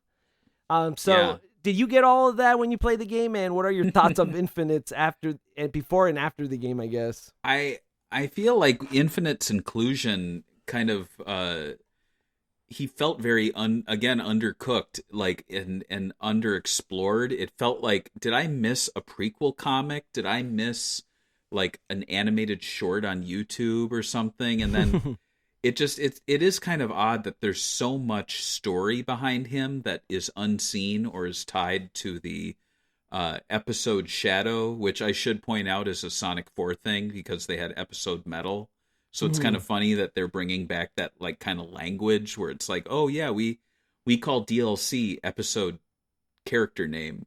But I've long said that what they should have done in Sonic Mania is have a classic version of Infinite, and to push it further, this will sound really crazy, but I always thought that it would have been epic if they revealed that Infinite in Sonic Forces, he takes off the mask and it's Fang. And that's what happened to Fang, like from the classic era. And so when you play Sonic Mania, you would see Fang like take the Phantom Ruby and disappear. And you're like, that's why he wasn't in any of the classic stuff since then. That's why we haven't seen him. I don't know. It would have been a really kind of wild way to like play with the it would have been classic more to modern transition, you know? It probably would have been one of the more iconic reveals in a Sonic game, because like if you think about it, yeah, the reveal was that, I guess we'll get into it after this, the rogue, everybody that he fought was basically fake. And I was like, oh. Yeah. It's not a cool reveal at all, dude. It's a bad reveal. No, but can you imagine if this game ended with him removing the mask and it was Fang and he has a history with Sonic and it ties directly to Sonic Mania in that sense? Like, that would have been, I don't know. It's such a missed opportunity. I think that would have been so cool. I think a lot of people loved. Oh yeah, people loved him because of his design. He had the edge design. He had kind of like that different type of shadow, I guess, look. Because I mean, he looks like the Infinite. Infinite looks like the some of the weird early designs of Shadow, but with a mask on, I guess. Yeah. So that's kind of what he gave me. Like, he has a more dark look. I just don't think that his story was utilized correctly. Like, I didn't get all this when I played the game. He didn't really look like he was had a. And he died. He's one of the few Sonic characters to die outside of, I think, like what, Gerald, Maria, and Infinite. And when you King see Boom his Boo. Yeah, and when you see his like origin, it's actually sad that he died. It's actually tragic. He's probably like a tragic villain, if anything. Because like, we'll get into it, but let's talk about the. I'll say though, he did one thing that Shadow couldn't, and he stayed dead. So I'll give Infinite 100%. Oh, it's because Infinite Shadow's too popular. Everyone knows that. Anyway, I know. the Rogue Gallery. So Sonic Forces, Eggman's conquest is aided by a returning Rogues Gallery, each playing a specific role according to this. Metal Sonic, he returns as a powerful robotic enforcer, serving Eggman without any clear independent motivation. His primarily tool of Eggman, of course. We're not going to go through all of them, but it has Shadow, Chaos, and Zavik for some reason. I guess they were like, these are all iconic, and everyone, I don't know why it says Zaz on it. Anyway, Zavik is not that iconic, let's be honest, or is he now? He's new. He's a newer character at this time. Who else would replace them if you had to choose a like more, I don't know, iconic Sonic Adventure villain? It's tricky because there aren't that many. That's why it's like you should have brought in like, if Infinite was not revealed to be Fang and my stupid idea, I think it should have been modern Fang or classic Fang. Why not? Classic Sonic's there. I'm saying like taking Zavik out, like you wouldn't have given it to somebody from Sonic 06 with the guy Mephiles. Well, they did bring him back for Sonic and Shadow Generations, which I think was this is just a really fake cool version. way. I'm just saying, like, but I think Mephiles would have been good, yeah, for sure. Compared instead, to... but I don't know if you'll get into it. But Chaos didn't even have a boss fight, so no, it's like, why was he even there? We won't. We're not gonna get into it, so you could tell it. Like, I thought the whole thing was a waste. I personally thought it would have been cool if they like gave each one their own like zones and like levels based on the them as a character. So like Shadow having his own like little land bit, like a city that's owned by a Shadow. What the heck? What would that be like? Motorcycles everywhere, guns everywhere. Sonic is a video game. And so if you're going to make a cutscene in a trailer that introduces villains, they sure as hell better be like villains or bosses within the game. I don't think I've ever experienced a Sonic game where they introduce a character and they play zero part in the game itself. It's weird that Chaos is like in the cutscenes, but not a playable boss. It's so weird, isn't it? It's 100% weird. And you know what's funny? A lot of the people that were going to buy this game because of the villains, he was the number one reason why. What the last time we saw him was, I think, Sonic Adventure DX, where he was No, Sonic Adventure 2 Battle, where he was in the multiplayer. So that's like 15 years. Oh yeah, You know? so And you bring him back in a cutscene. It's honestly, I'm surprised Sega didn't get sued by fans who are like, "This is false advertising. You sold us a game saying that Chaos would be a villain. And he was in a cutscene, and that's it." it was sad. I thought it was a dumb idea to do that. You might as well just brought every single villain ever created for Sonic at that point, because they're not doing anything anyway. So yeah, I think on paper it's a good idea to have all the biggest villains into one thing. It's like a big super end of a generation, 25 years. But you just didn't. I'll get into that. Yeah. Yeah, you didn't go right. So I'm not gonna get too much into the stages. We're just gonna like look at a few, because I think we went over an hour already. So going through 24 levels they have here would be too much. But I will do this description. Oh my God. Sonic Team aimed to create diverse and visually striking stages in Sonic Forces that captured the feeling of the world under Eggman's oppressive control, while also proving a blend of classic 2D and modern 3D gameplay. They tried to balance nostalgia with new dramatic environments, reflecting a war-torn setting. Sonic Team stated that most of the reason of bringing back classic but reimagined was to tie into Sonic Mania's nostalgia with classic levels expanded. But then in Forces, these levels are now they're taken over by Sonic, so now they're playable like in 2D, 3D, and Avatar. And so like they kind of just changed old classic levels. Like now Green Hill Zone is a desert, for example. And so it's still nostalgic, but they still changed it. So I guess they kind of knew that people were going to complain about Sonic Generations just copying and pasting the same look of Sonic Generations. So they said, well, now it's a desert, and now this one has a totally different look. Is this a good idea for levels, or do you think they should have just went in all new? Well, I don't buy their reasoning. Obviously, it was because they were short on development time, so they just reused assets from Generations. Oh, yeah, 100%. And I think this was, unfortunately, the beginning of a trend of reusing assets. Like, I mean, we did see Generations come out, and then in All-Stars Racing Transformed, we raced in a lot of the stages that we saw in Generations. But that's a spin-off game. I can forgive that. But then here, yeah, it's like, oh, man. And then in Frontiers, in the cyberspace stages, they do it again. So it's like, I understand the frustration where it's like they couldn't have at least returned to new classic stages that were overtaken. Like we could have gone to Emerald Hill instead of Green Hill, or we could have gone to Marble Zone instead of Chemical Plant. Like mix it up a little bit. Obviously it's because they were short on time, but I know you just want to go through a few of them. I mean, I think the original stages are actually kind of cool looking. I was going to say, it's just there's so few of them. I was going to say, like, so if you look at here, they're all numbered on the list here, but like, I'm trying to remember. So the first one's obviously, Green Hill, Lost Valley, they call it. Yeah. But I was going to say there's this. So 3 is probably the one from the trailer, Ghost Town, and it's reused again later in stage number 12 here called Sunset Heights. And in my opinion, Sunset Heights and like I think it's Egg Gate, I think, the one where you're in space, those two are some of the coolest levels in this game, in my opinion. Sunset Heights, especially because of the cool sunset that they did, which is behind the whole marketing of this game, was that really, really vivid sunset. So those are Sunset Heights is the it's the defining stage of the game too. Yeah. It's like Green Hill. Like when I see Sunset Heights, I immediately think Sonic Forces. Even on the cover, I think maybe it's not, but yeah. What do you think about Sunset Heights? And like, I think that's the level that if like just disconnected, if you added this into another game, you'd be like Forces right away. That's the game. That's the level that we need.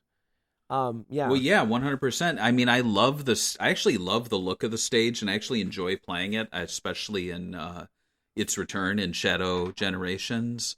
I also did really love the space stages. I think they went really epic. Like they were massive in terms of just like how far back you could see, and when you would look at I think it was the surface of the Death Egg. Like, it was actually very impressive. It's just, I think I would say maybe 20% of the stages were like very cool looking and original, and then the rest were just kind of like rehashes, retreads, or just kind of forgettable. Like, I'm looking through here and I really have to wonder, like, how many true stages are in this game? You know what I mean? Like, I think you it's like, said, Ghost Town and they're the Sunset same. Heights are the same. Like, how many are there? Do we know? I think there's another one that is. I think they're repeated 3 times. It's Sunset Height. The same look is repeated again, but with Sonic. But it's like fake.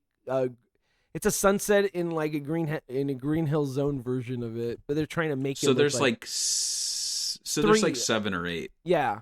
worlds, right? Yeah, I would say give or take. There's about probably like that much actual levels built up assets. So it is technically short, but since they repeat them and they're so short too, they're like 2 minutes. Like you could beat a stage in under a minute in some of this stuff. Right. Yeah.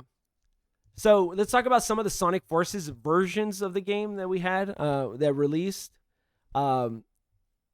First of all, Sonic Forces had the same version of the game on PlayStation 4, Xbox One, and Nintendo Switch. In the past, Sega would skip or remake main Sonic games on Nintendo platforms. Please go see Sonic Generations 3DS. But this was a rare thing for Sonic Team. Obviously, the Nintendo Switch version took a hit. It only runs at 720p and 30 frames per second locked, while it's 60 frames per second elsewhere. But I still think it's incredible. It's also kind of like a launch title. It's really, really close. I mean, close to the Switch launch. It's just incredible that it just runs on a handheld and you could play a console Sonic game on the go. And I think that's incredible because, I mean, me and you, we had to play like fake versions of Sonic Generations on the 3DS, right? And they have their own quirks and they have their own things I like about those, but it's nice to be able to play the real thing. So what's your thoughts on the Switch port if you've played it? I have played it. I own it. I haven't played it too much, but I've actually just recently been meaning to get back into it and like complete it just to see how it compares. But yeah, if I'm remembering correctly, this was the first game since Sonic Heroes that had a multi-platform release on a Sony, Nintendo, and Xbox console where it wasn't like a downgrade. Because if you remember, after Heroes, I mean, technically Shadow was on all 3. But then after that, it was like Sonic 06, they gave us the storybook games. Sonic Unleashed, they gave us... What did they give us? They gave us a PS2 and a Wii. In the Wii, remember? The Wii one was like a totally different game. Right, the Wii one was a different game. And then after that, we had Generation. Colors, which was Colors was exclusive. But then Generations had a 3DS port, but no main console. Weird, right? So yeah, it's really wild when you think about that. Like between Heroes and Forces, there was no multi-platform Sonic game. Like you were kind of stuck on the Nintendo. It kind of sucked. It's the first time that like everyone got to enjoy the same one across all platforms. So. Do you kind of wish that instead there was a 3DS version of Forces? A little bit. I like the way that I love the 3DS. Like it looks like a Sega Saturn game a little bit, so I kind of like that. But it is nice. It is incredible to be able to play. Like we're pretty spoiled, I think now. If you're a portable gamer, you're pretty spoiled. For sure. Sega also released a regular version. They released the day one version, right? The pre-order edition, the bonus edition. They came with the avatar skins that we talked about from the Sega, including that beautiful Joker from Persona, which you can see now. And it also came with this like decal for your controller skin. Oh yeah. What do you think about the controller skin? And what are your thoughts on the bonus edition from Sega? And do you think Sega should go bigger for Sonic physical releases in the future? Because they kind of like don't even give you decals anymore.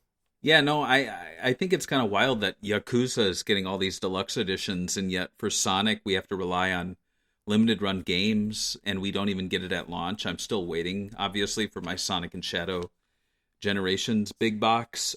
Same. But yeah, I like the bonus edition for this in terms of the DLC, because I like those character costumes. I dislike it because I think this is such an ugly cover because they put the controller skin ad on it, which is why actually it was the reason I picked up the vanilla Xbox One version, because I'm like, oh, look at that. It's so beautiful and clean. But yeah, it's kind of frustrating that you have to import from Japan to get all these cool deluxe editions, and they're not that expensive. Like I got the PS4 deluxe box for Frontiers, and it was like maybe $20 or $30 more than the game. Same with Superstars. They didn't do that either, and I got that big box from Southeast Asia or whatever for like next to nothing.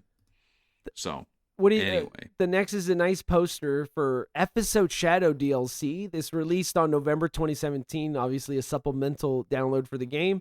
It was free. Episode Shadow was a prequel story that delves into the background of the new villain Infinite. It offers players insights into Shadow the Hedgehog's involvement in the events leading up to the main game's narrative, and it helps explain the origins of Infinite. It also gives more backstory to the fate of Team Dark.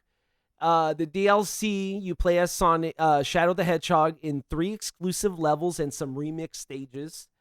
You could play them as all 10 modern stages, and we already know about this perspective. So, what is your opinion on Episode Shadow? I think it should have been the main game. I mean, period. But go on. I think if I really like had to go back in time and like change this game from the beginning, I would have said drop classic Sonic, make Shadow be the second character. So it's Sonic, Shadow, and the Avatar. And, obviously they finally did something like that in Sonic and Shadow Generations. But I liked what they did have for Shadow. I enjoyed the music remixes from Sonic Adventure 2. But yeah, Shadow himself just kind of like played like a reskinned Sonic. I think he really, the best version of playable Shadow is in Shadow Generations. I just love it's crazy. It's like Bayonetta. Yeah. Yeah, it's so cool. And it's honestly more fun to play as Shadow than Sonic. It's just like, I agree. It's cool. Especially when you could just play as him in this one right here. It actually makes you be like, man, should have just been a modern one. And now my next question. I had the same idea you did. Marketing wise, wouldn't it have been better just to be a Shadow and Sonic game as the main characters, as the Resistance? Because I think they could have really played off each other, where there really are opposites in a way like Goku and Vegeta are, and they could have really played them off as like one's serious in a different way than Sonic is more of a let's just do it kind of right. Thing. And then they both trying to the story. Yeah, go on. Oh, go on. I was going to say they could have just played off each other, like trying to lead the movement, both of them trying to be leaders in their own way, and having the characters that follow one and follow another one and finally be able to coincide into a actual unit would have been more interesting than whatever we got with the Avatar and Classic Sonic that didn't really get stories. Right. It could have had Sonic and Shadow like working together to try to stop Infinite, and Sonic's like, we need to save him. And Shadow's like, we need to kill him. Right. And Sonic's like, you set him on this path. You know that he's not like completely evil. And Shadow's like, yeah, but he is basically me with me back in, on the Ark if I made the other decision. And he made his, I think if Ian Flynn was behind this, he would have done all that. Remember on the Ark, Sonic? And you're like, oh my God, he's talking about Sonic Adventure 2. So, yeah. But clearly they don't care about that right now. and this doesn't tie in. I mean, none of this stuff ties into past games or anything. Like, if this game, it kind of just feels like a fever dream because, like, no one ever talks about, remember the time that Eggman took over anymore? They're like, oh, yeah, we forgot about that. Right. Outside of the IDW comics, which are still referencing this game. Well, there you go. I haven't read them, so. The next one is the Sonic... On November 25th, 2017, the Sonic Twitter officially announced the launch of the DLC Sonic t-shirt based on the infamous Sonic internet meme. Just like the episode Shadow, this was free. What are your opinions on Sonic Team breaking the fourth wall by including memes? I didn't mind it. I thought it was silly. It should have been an April Fool's item. I agree, and I don't You mind know. it either. And I know this is more of the marketing department. I'm pretty sure Sonic Team tried to fight this tooth and nail, knowing how they're like so conservative with the Sonic branding, where they're like, we can't have any other classic Sonic characters talk to modern Sonic. That would break the illusion, the kayfabe. Sorry. Now, didn't Aaron Weber draw Sonic? Did he? I don't know that. On this? I feel like he did. I have no Just idea. the original Sonic, I think, was Aaron Weber. I actually had no idea. I thought it was just somebody that picked it up on the internet. I don't know the origins of it. Do you think Ugly Sonic will ever come back in? When I put Ugly Sonic, I meant Ugly Sonic as in the movie. Remember that one movie where they had the Ugly Sonic model as a character in a different in a movie? Remember the which one was it? Oh, in Chippendale Rescue Rangers, it was Ugly Sonic, like the ugly movie one. I should say it's YouTuber Onyx Hart made a video called "How to Draw Sonic the Hedgehog," and he drew it in MS Paint. Oh, Yeah. nice, beautiful piece of art. It looks just like him. I was gonna say, do you think Ugly Sonic would ever be coming back as a reference in the future, like the way Sonic here is? He kind of has. They did a contest for a ugly sweater of Ugly Sonic, for Sonic 3 movie. Oh, So, nice. So I'm yeah, assuming they didn't anyone. forget, but unfortunately they didn't sell them. Oh wow. Yeah. On December 22nd, 2017, a DLC pack was released that enables both classic and modern Sonic to transform into Super Sonic during gameplay. If the player uses Super Sonic in a level, they cannot enter the world rankings. The DLC was initially going to be free until January 23rd, 2018, after which it becomes paid DLC. But this decision was eventually revised, and as of January 24, 2018, the DLC remained free. And I remember this time because everyone was super upset. They're like, every Sonic game has a Super Sonic section, and we never got charged for Super Sonic, so it should be a part of the main game. And I was thinking at the time, it's like, what a weird place to draw the money line, right? Like, there was a place they wanted to make money off of these DLC packs. I'm surprised they were like, Episode Sonic, no, that's free. With new levels, that's free. Super Sonic, that's when we need the money. So what do you think about this? It was really bad management, bad decision from, I don't know which team thought this up, but looking back when they announced this, I was like, oh yeah, this game, like, I completely forgot that this game doesn't really bring Chaos Emeralds into it. It doesn't bring Super Sonic into it. And I think that's like a downside of this game. I know that I think narratively they feel like they're handcuffed to the Chaos Emeralds, and it's like freeing not to have them in this game. But when you realize that, Super Sonic, it doesn't play a part, and then when they include him as DLC, it just kind of makes him feel less important. Like Super Sonic is something you earn by collecting emeralds. And here it's like you just get it for free, or you have to pay for it. It's kind of stupid. I think Sonic Frontiers did it very, very well. I love the idea of earning Super Sonic on each island and then losing him and then having to earn him back. Right. I thought that was a really cool mechanic. And then in here, it was the complete opposite. It's like, oops, we forgot to put Chaos Emeralds in this game. Super Sonic's he just becomes Super Sonic. Whatever. They should never charge for Super Sonic, so I think it should always be a staple of every Sonic. I mean, at least try to make it. If he's gonna be in it, just free, and it should be staple of the. Well, progression if I remember of the game. Sonic Colors, he was unlocked in those like Sonic Simulator things with like the little robots, but yeah, it should have just been in the base game. I don't know why they forgot about it and then included it like later. It's a very weird thing to make DLC. Let's talk Anyway. about advertisements. Right here, we're going to talk about the comic books. As you know, Sonic Forces Yeah. had a digital comic book.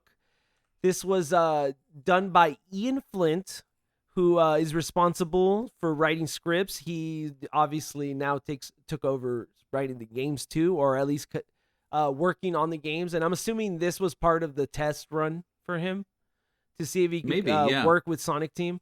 Adam Bryce Thomas, who handled the lettering and art, and Sonic Team, which provided a story foundation for this. This is what I said right here. I think this is just them testing Ian Flynn and see if they could work with Azuka and all them and not be butting heads, maybe. So the first comic that was released was called Moment of Truth, and in this issue, a cowardly resistance soldier plagued by self-doubt and unable to live up to his historic ideals avoids combat. When Eggman's forces attack, he initially falters, even injuring a teammate. However, realizing the chance for redemption, he uses a single bomb to accurately disable Airman's air fortress, forcing a retreat. Though praised, he vows to overcome his fears and become a true hero. This one came out on October 12, 2017. What's your opinions on this one? Because you read them all, right? Yeah, I read them all. I think all of them overall are I think they not only were a test maybe for Ian Flynn, but also sort of a prelude to the IDW comics. Because remember, the Archie comics were canceled at this time.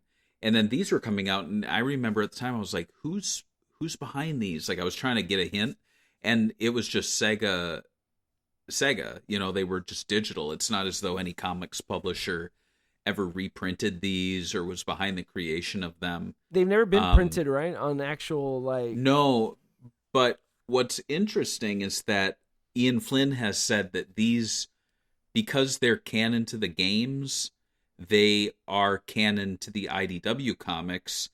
So in a sense, these are like the issue 0 or like the prequel to what would become IDW Sonic. And it's kind of reinforced by the fact that Adam Bryce Thomas and Ian Flynn both work on the IDW comics. So I actually think it's a very important bit of like Sonic canon comics, and the fact that it never moved beyond digital is unfortunate, because they actually did do a digital comic for the Superstars game, and they gave that a printing in a trade paperback. So I don't know how anal retentive you are about comics, but for me, I like to have all the digital stuff eventually printed. I don't like when it like lives as a PDF somewhere on the internet. So it's a shame. I don't know if we're going to go through all 4 of these, but I enjoy all of them. I like how they... I was going to say the second one is about Knuckles guarding the Master Emerald. He's interrupted by Silver, who warns of a future disaster. So this actually has more story of why Silver's there. Like I said, there's a lot of these stories in here that, like, I'll just go through them real quick. There's only 2 more. And then it's Looming Fear. This one has an Omega story, which Looming is... Shadow. Looming right? Shadow, sorry. Yeah, you're right. Omega infiltrates Eggman's base, ignoring Rogue's advice to wait for a backup. Eggman sends Infinite to test his powers against Omega. Infinite's attacks cut off Omega's communication with Rogue, prompting Shadow to enter the base to investigate. So, as you could tell, there's more characterizations of these characters working together here and interacting. Like, now we know why Silver was in the game, for example, because he didn't really have a talking point. And then the last one is Eggman discovers the Phantom Ruby. So the actual Phantom Ruby thing is stories in here. A gem with illusionary power. His base is attacked by the Jackal Squad, led by Infinite. Eggman uses the ruby to create 8 pawns, but Infinite breaks through. When Infinite's sword touches the ruby, he's trapped in the illusion. Eggman recruits Infinite, who, bored with his current life, accepts and vows to reshape the world. What do you think about the ending there and this whole, how he became, I guess, entrapped with Eggman? I mean, I think the strength of these comics show that Ian Flynn can take the wacky and frankly, like, badly laid out plots from Sonic Team and actually put them into context. I think that's his greatest strength. like you said, like he explains why Silver's there. He explains, why Knuckles is there instead of protecting the Master Emerald. Yeah. He explains all these things, and it's a shame that they didn't include these like as animated comics within the game or something like that, because they are very integral. And actually, just briefly to talk about the IDW comics, they pick up off after Sonic Forces, and like the first 40 or 50 issues or something are them rebuilding, and they turn the Resistance into the Restoration. And there's like talk of Knuckles like leaving his post as head of the Resistance, and there's even like new characters who are taking advantage of the destroyed world, and like there's this like what is he? I don't know, but you know what I mean, like guys who are not pure villains like Eggman, but they kind of fill that void. Anti-heroes. And it's actually, yeah, and it's actually real. I think the IDW comics actually kind of like, again, like with this, like Ian Flynn and the writers take what kind of was kind of a crappy story in Forces and turn it into something kind of interesting. Like you actually, I think, get Sonic dealing with that, like post-traumatic stress disorder where he was like imprisoned for 6 months. Yeah. So it's, I don't know, like they don't take it too seriously, but they take it seriously enough that like, yeah, there are Sunset Heights gets rebuilt, and then like in the comics that's like a location you see a lot, which is really cool. So I always kind of wish they did like an IDW, or like whenever they relaunched it, an animated adaptation. I think it would actually do good, something based on that world that they created, since now they're all Sega owned. I think it's weird when they do like Sonic material, like every time they do a Sonic show, they always try to do some sort of like fresh spin on it, or try to change it and make it their own. And I'm always like, what's wrong with just being Sonic? Like at the end, right? You're licensing Sonic, no? Right. I mean, just a few more things I'll say is that the Wispins play a large part in the IDW comics. There's new characters who actually use Wispins. There's one that can like switch between different Wisps, and that's kind of her thing. All of the Avatar characters are like the behind the scenes characters, because they don't. The weird thing is humans aren't back yet. Like you don't see the human worlds, but they apparently are there and do exist. I think it's just a weird Sega thing where they're like, we don't want humans, but they can exist. It's an oddity. Thank you for letting and then us the exist. last thing, yeah, exactly. And then I guess the last thing I'm trying to think is that it. What did I touch on? The Avatar, the Wispins. I think that's about it. The Jackal Squad. They don't show up, but there are like these new groups of characters that are like there's one called the Diamond Cutters, and it's these like this old group of like guns for hire. So it's kind of showing that there are characters that existed, beside the Jackal Squad, and that there is a little bit of like Mad Max sort of thing going on in Sonic's world, where when Sonic's not there running around and saving people, like other animals are kind of like starting teams and causing trouble. So it's interesting. I like that. It reminds me of the TMNT where they have the mutant squad, or some mutant, like I don't know what they're called, but the other ones where it's like a gecko. Oh, the Mutanimals. Mutanimals. There you go. Yeah. I thought that was I love pretty that. Cool. Because I always like. I mean, I want to see other creatures get transformed by the ooze too, and I like that. So I always thought it was kind of weak of the Sat AM. It's kind of fitting. I'm wearing the Team Season 3 hat right now. That everyone was a freedom fighter, and there weren't people where they're like, no, we're going to start our own team. Like we're Jackal Squad, we're Diamond Cutters, we're not freedom fighters. So it does give Sonic's world a little more size and scope. And also they go back to places like Sonic 3 and Knuckles stage locations in the modern era. And they go back to even Sonic 4 locations, like the White Park. Remember the carnival during the snow? That like plays a key role in like a whole arc where they actually go to the ski lodge that's in the background of that stage. So I think the IDW comics do a really great job of not only taking the Sonic Forces aftermath and really turning it into an interesting story. But also, from what it seems like, they're doing a slow lead into Frontiers, so you get that connection between them. Yeah, I do. I haven't read it. Always say I'm gonna do it, but how many issues are they in now? Like 1,000, 100? No, there's they just hit 75, and there's only 2 or 3 miniseries, and I would say only 1 or 2 of them are like must reads for the plot. We'll see. Let's talk about promotional Come art. on. I'm going to change the subject and talk about promotional art. So, in TGS 2017, there was a sticker and promo art that I really liked, and I just wanted you to tell me what you thought about these two designs.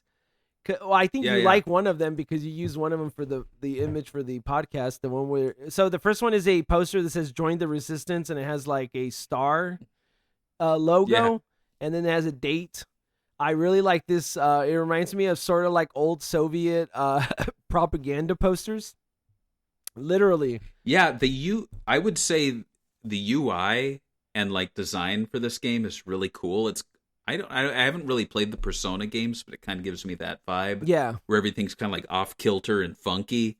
And I think this is probably some of the best UI that they've done for Sonic, where it carries through the menus and the in-game, and it does look really cool and unique to this game. And I think they really hit it out of the park in terms of marketing. But yeah. What do you think about the second this second poster? Like, this is like the most different art I've ever seen them use for promoting this game, because everything was like more dark. Yeah. Reds, hues, fire, smoke was kind of like the theme. I like it. The second poster they actually did in TGS is like all white, and it has both sides fighting against each other, like they're about to run like in a army. You know what I mean? In an army, what do they call it? Yeah. I don't even know what they call it when they both clash. I really like this art, and I was like, why didn't they use something like this on the cover? Maybe it's too busy for a cover, but they should have given this out as a poster or some sort of thing to us in the West, because I really like this piece of art, this key art.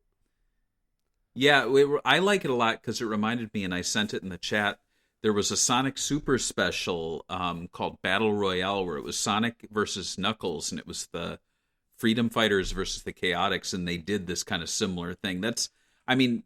Granted, popular for a lot of like comics and video games, like Marvel versus Capcom and stuff, but it just reminded me of that classic comic cover, and I think it's a very clean, cool looking piece of art for Forces, and it's neat to see all those, and they're new renders too. Like they really put a lot of time and money and effort and energy into a budget game for the visuals and the UI and the CG cutscenes. It's kind of wild.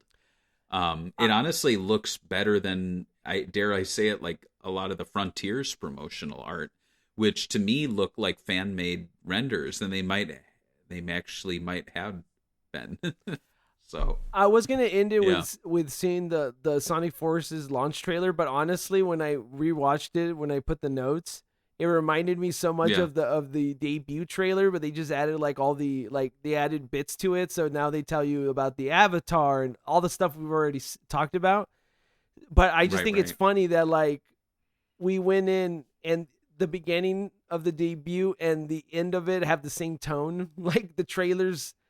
Like, I think there's something wrong with this game where they're like, you have 3 different characters, but yet every single piece of media they showed you was like the same. It was all the same, like fire, brimstone, that same scene where they're going down that in Sunset Park when they're going around the loop, and then they're doing that weird reveal with classic.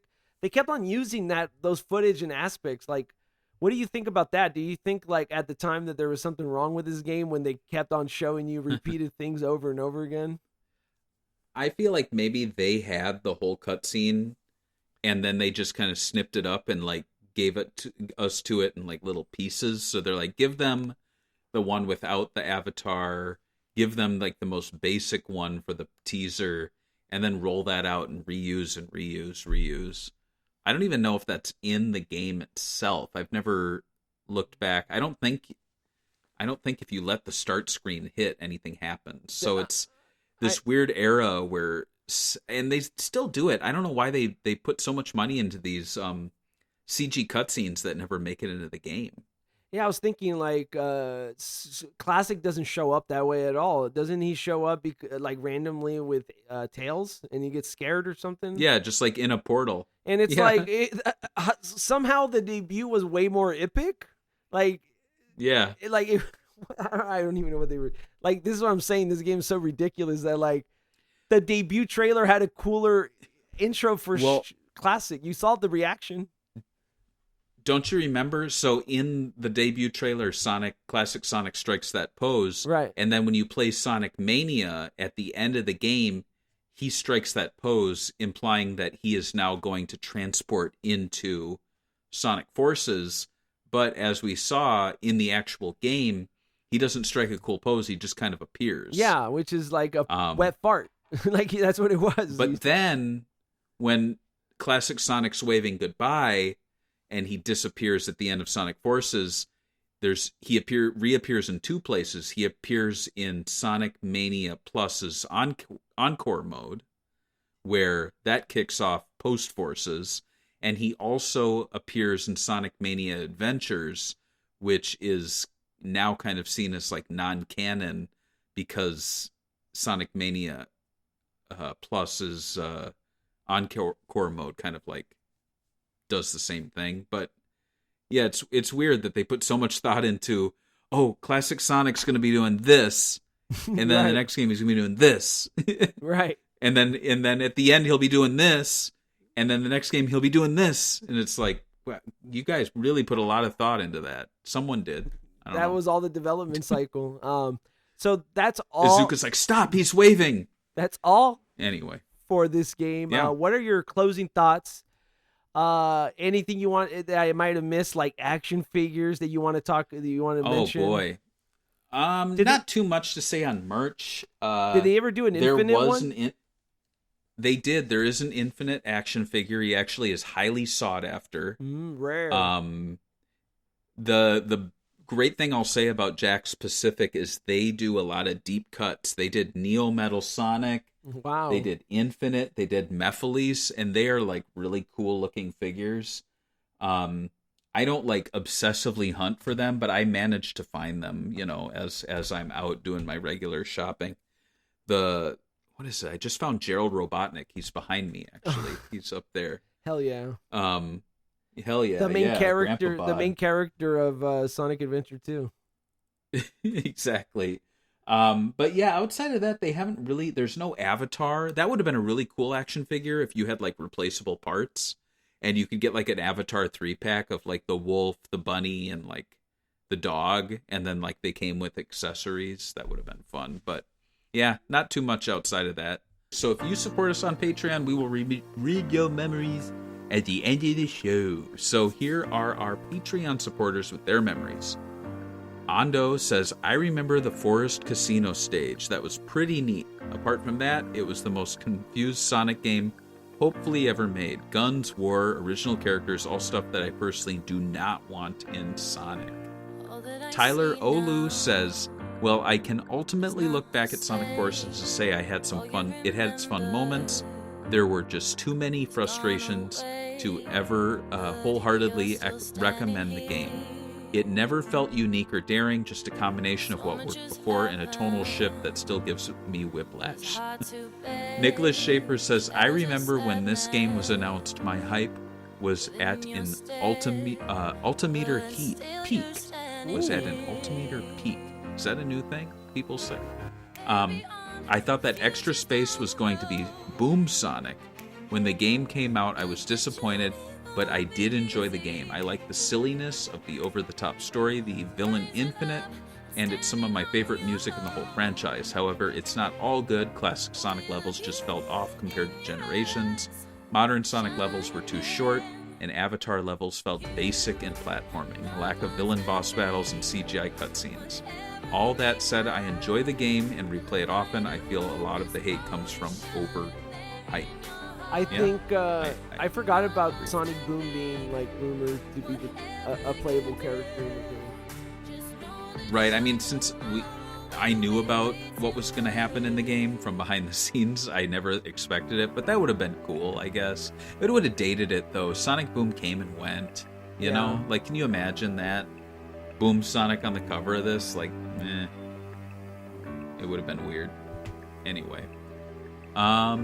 What's happening next? So, I guess we didn't discuss this, but I am going to be in Japan when we would be recording. Oh. And then I'm still going to be in Japan had we pushed the episode back. So I think what we should do is we should take a little spring break. We'll come back when I'm back from Japan, and we'll do a Sega Talk, but I will share my experiences from Japan, because I should be going to Joypolis. So I think that would be a good, like, Sega Joypolis episode, but not so much the history of it, but, like, talking about what it's like right now to go there. I think that would be cool. I agree. We could do that. Yeah, that'd be fun.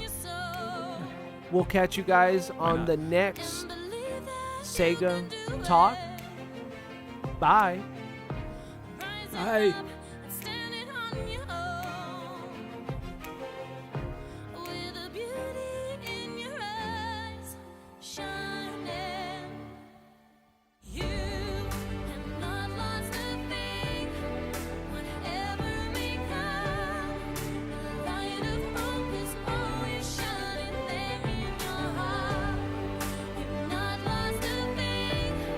Whatever you do, just know that